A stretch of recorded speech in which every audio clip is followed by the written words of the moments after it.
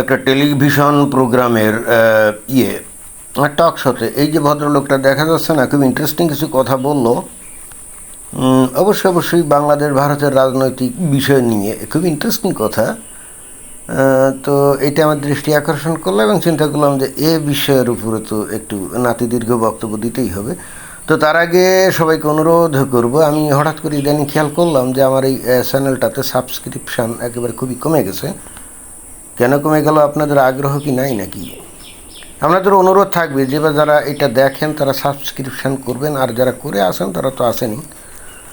তো কথা না বাড়িয়ে এই ভদ্রলোকের কথা আমরা একটু শুনি, মানে খুবই গুরুত্বপূর্ণ কথা, দেখি উনি কি বলেন। রংপুর দখল করবো আমরা, দখল করার পরে রংপুরে যে 1.5 কোটি মানুষ আছে মুসলমান, তাদেরকে আমরা ঢাকার দিকে পাঠিয়ে দিব, আর সারা দেশে যে 1.5 কোটি হিন্দু আছে তাদেরকে আমরা রংপুরে প্লেস করব। এইটা একটা ভ্যাসেল স্টেট হবে হচ্ছে ইন্ডিয়া। আর আচ্ছা, এটা কি ভারতের কেউ বলছে নাকি? মিস্টার জয়দীপ বাবু যেটা বলছেন উনি আরেকটু ডেঞ্জারাস। উনি বলতেছেন যে শুধু রংপুর কেন নিব, আমি তো ফেনী যেটা আছে, ওদের যেরকম চিকেন নেক হচ্ছে শিলিগুড়ি করিডোর, আমাদের ফেনী হচ্ছে আমাদের চিকেন স্ন্যাক। ওরা বলছে ত্রিপুরা থেকে ফেনী দিয়ে কাট করে পুরো চট্টগ্রাম নিয়ে নিব। তাহলে এদিকে চট্টগ্রাম বিভাগের 5 আর ওদিকে রংপুর মিলে 5টা জেলা দিয়ে আমরা আলাদা বাংলাদেশ 2 করবো, যেটা হচ্ছে হিন্দু বাংলাদেশ হবে এটার নাম, ঠিক আছে, এন্ড হিন্দু হোমল্যান্ড হবে এটার নাম। কি ভয়ঙ্কর কথা, কি ভয়ঙ্কর কথা! ভারতের লোকজন কি এই সমস্ত বলা বলি শুরু করছে নাকি? করলে করতেও পারে। কিছু কিছু ওই যে ইউটিউব চ্যানেলে আমরা দেখি খুবই উগ্রপন্থী লোকজন কথাবার্তা বলে এবং তারা ভারতের সরকারকে নানাভাবে উত্তেজিত করার চেষ্টা করে যে বাংলাদেশের উপরে যেন আক্রমণ করা হয়, বাংলাদেশের কিছু অঞ্চল দখল করে নেওয়া হয়, ইত্যাদি ইত্যাদি অনেক কথা বলে। এগুলো আমাদের কানে আসে ইদানিং, একেবারে যে আসে না তা না। কিন্তু তাহলে মানে বিষয়টা কি, ভারতের এইরকম প্ল্যান পায়তারা করছে যে ওই রংপুর বিভাগ ওটা দখল করে নিবে এবং তারপর ওখানকার মুসলমানদেরকে বাংলাদেশের ভিতরে ঠেলে দিয়ে তারপরে বাংলাদেশের ভিতরকার হিন্দুদেরকে বলবে যে তোমরা এই রংপুর অঞ্চলে চলে আসো। এখন এবং একই সাথে আবার বলা হচ্ছে যে ফেনী অঞ্চল ওই কেটে দিয়ে চিটাগাংকে দখল করে নিবে। তো চিটাগাংয়ের যে মুসলমান তাদেরকে কি ওই এদিকে ঠেলে দিবে? কি ভয়ঙ্কর কথাবার্তা, তাই না? শুনলেও গা শিউরে ওঠে।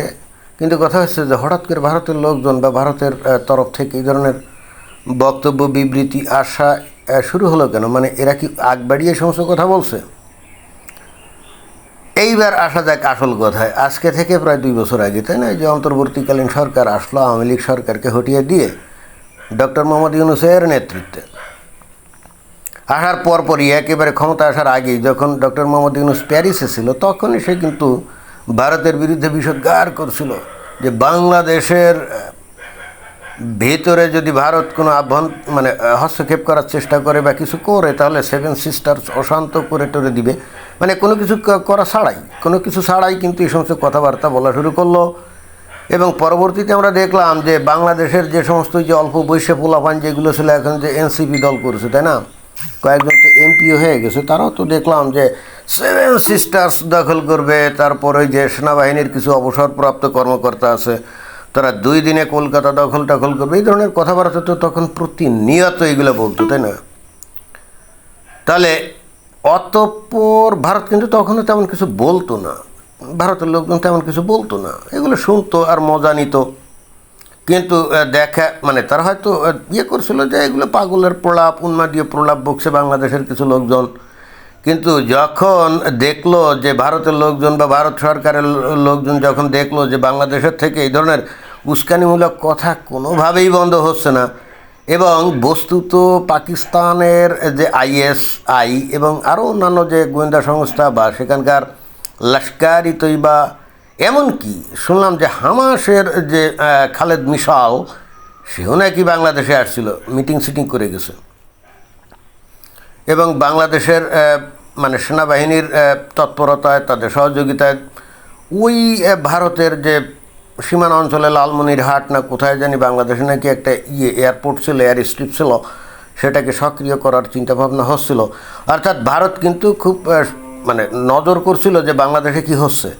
তো প্রথম যখন বাংলাদেশ থেকে ভারত বিরোধী কথাবার্তা, 7 সিস্টার্স দখল করা, চিকেন নেক দখল করা বা কলকাতা দখল করার কথাবার্তা যখন বলাবলি হচ্ছিল তখন কিন্তু ভারত পাত্তা দেয় না। কিন্তু যখন দেখলো যে পাকিস্তান থেকে ব্যাপকভাবে আইএসআই এর গোয়েন্দারা আসতেছে, সেনাবাহিনীর লোকজন আসতেছে, লস্কর-ই তৈবা, জয়শ-ই-মোহাম্মদের লোকজন আসতেছে, তখন ভারত বিষয়টা নিয়ে একটু নাড়াচাড়া দিল এবং তখনই আমরা দেখলাম যে চিকেন নেক ওই অঞ্চলে ভারত কিন্তু সেনা ডিপ্লয়মেন্ট শুরু করলো। তার মানে এইবার বিষয়টাকে তারা সিরিয়াসলি নিল এবং সরকারের লোকজন, সরকারের সাপোর্টের যে লোকজন ছিল, ওই যে অল্প বয়সে পোলাপান যেগুলা, যারা চিকেন নেক, সেভেন সিস্টার্স দখল করে হুমকি টুমকি দিচ্ছিল, তখন ভারত বিষয়টাকে আর হালকাভাবে নেয় নাই। তখন ভারত বুঝে গেল যে বাংলাদেশে একটা বিশাল ঘটনা ঘটে গেছে বা যাচ্ছে, আমূল পরিবর্তন হচ্ছে, বাংলাদেশ পুরো শেপ চেঞ্জ করে ফেলছে। এখন ওই আগে বাংলাদেশের নীতি ছিল কি, পররাষ্ট্র নীতি, যে সবার সাথে বন্ধুত্ব, কারোর সাথে শত্রুতা না। কিন্তু এই অন্তর্বর্তীকালীন সরকারের আমলে ভারত বিস্ময়ের সাথে লক্ষ্য করলো যে বাংলাদেশের মূল পররাষ্ট্রনীতি হচ্ছে ভারত বিরোধিতা করা, ভারতের বিরুদ্ধে বিষোদ্গার করা এবং ভারতের ক্ষতি করার জন্য ব্যবস্থা নেওয়া। এগুলো কিন্তু খালি মুখের মধ্যে সীমাবদ্ধ ছিল না, মুখের কথায় সীমাবদ্ধ ছিল না। বাংলাদেশ কিন্তু এই ধরনের কিছু পদক্ষেপ নিচ্ছিল যেগুলো কিন্তু তখন ব্যাপকভাবে পত্রপত্রিকা, খবর, সোশ্যাল মিডিয়া, এমনকি আন্তর্জাতিক মিডিয়াতেও কিন্তু আসছে।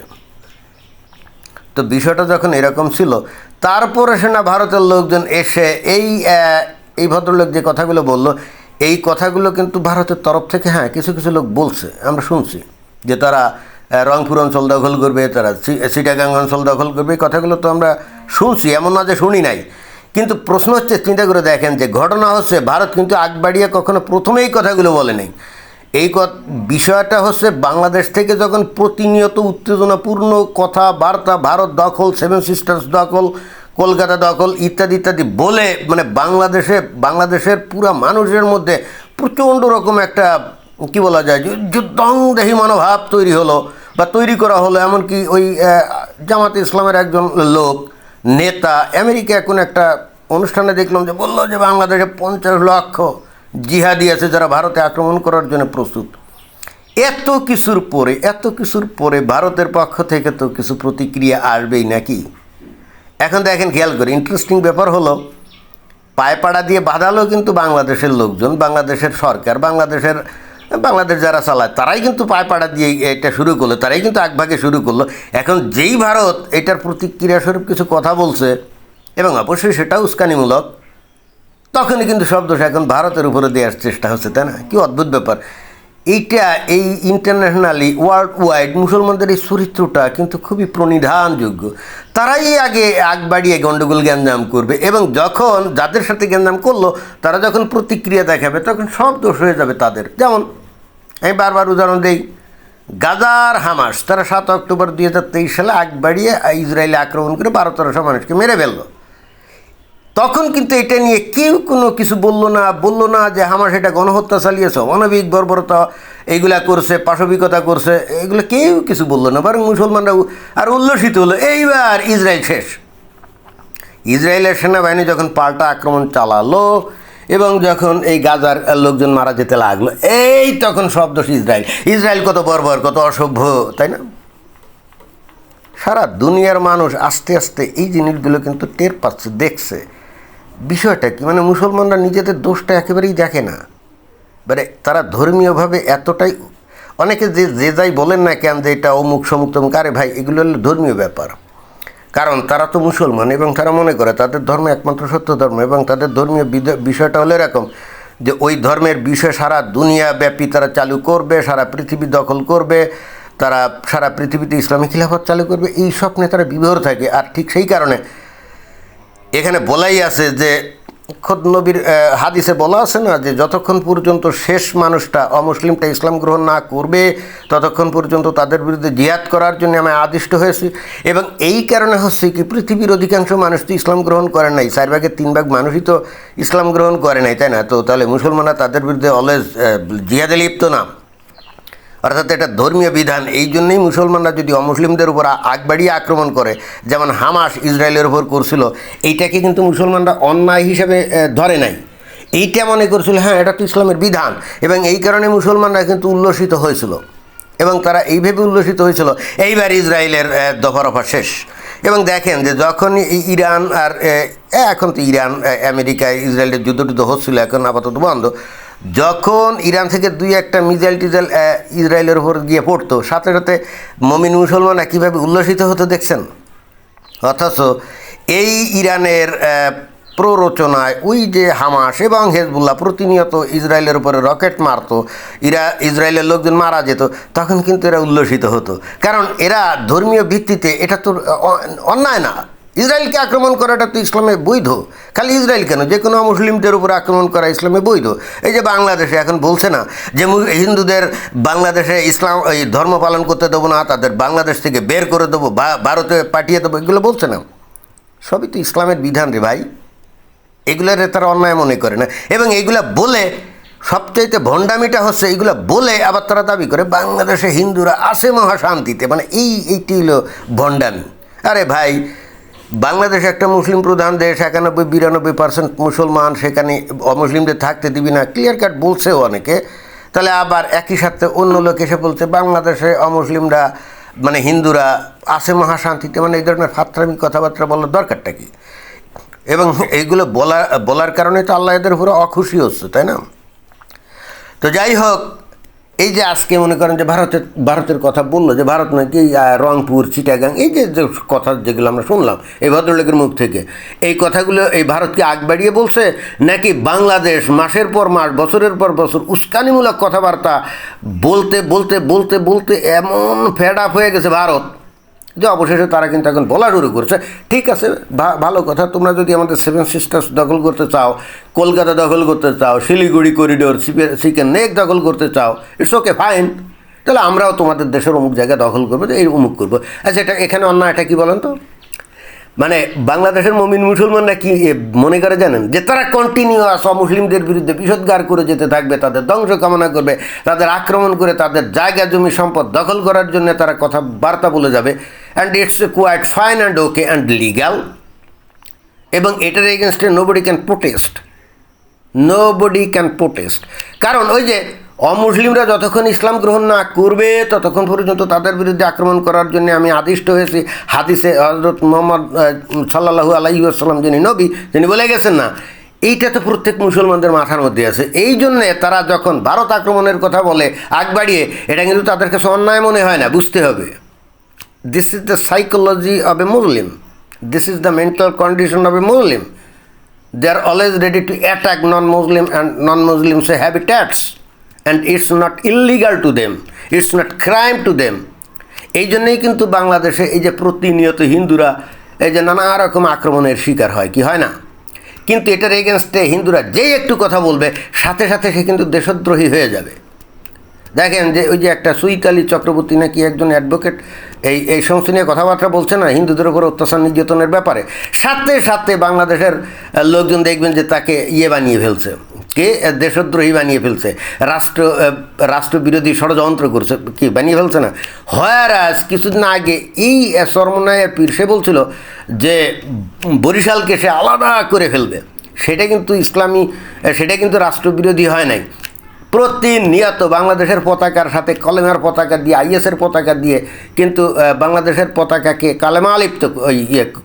কালিমালিপ্ত করছে, সেটা কিন্তু রাষ্ট্রবিরোধী কোনো কিছু হচ্ছে না। বাট ওই যে কৃষ্ণদাস, তাই না, কি কৃষ্ণদাস জানি, সে নিজেও কোনো কিছু করে না, তার একটা অনুষ্ঠানে কে বা কারা ওই গৈরিক যে একটা পতাকা বাংলাদেশের পতাকার সাথে উত্তোলন করেছিল, ব্যাস ওটা রাষ্ট্রদ্রোহ অপরাধ হয়ে গেছে। এবং ইন্টারেস্টিং ব্যাপার, এই ইউনূস সরকারের আমলে তাকে জেলে ঢুকানো হয়েছিল, এখন 4-5 মাস হয়ে গেল নির্বাচিত সরকার আসছে, তারপরেও তাকে কিন্তু এখনও বেল মানে জামিন দিচ্ছে না। চিন্তা করে দেখেন, অথচ বাংলাদেশে প্রতিদিন এই বাংলাদেশের পতাকাকে হেয় করা হচ্ছে, অপমান করা হচ্ছে, মানে অসম্মান করা হচ্ছে, একেবারে সবার চোখের সামনে, মিডিয়ার সামনে, পুলিশের সামনে, বিডিআরের সামনে, মিলিটারির সামনে। সেইটা কিন্তু রাষ্ট্রবিরোধী কোনো অপরাধ না। And this is the twist and controversiality of Muslim people of Bangladesh.